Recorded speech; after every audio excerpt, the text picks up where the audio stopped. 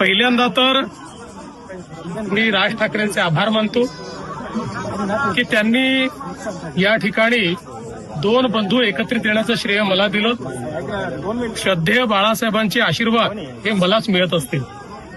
पण मला असं सांगण्यात आलं होतं की विजय मेळावा होणार आहे, पण त्या ठिकाणी रुदालीचं भाषण देखील झालं आणि मराठीबद्दल एक शब्द न बोलता आमचं सरकार गेलं, आमचं सरकार पडलं, आम्हाला सरकारमध्ये द्या, आम्हालाच निवडून द्या.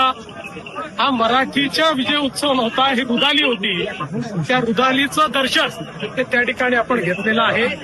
मुळात त्यांना असूया आहे की 25 वर्ष महानगरपालिका त्यांच्याकडे असताना दाखवण्यालायक ते काहीच काम करू शकले नाहीत. पण मोदीजींच्या नेतृत्वात आम्ही ज्या प्रकारे मुंबईचा चेहरा बदलवला, त्यांच्या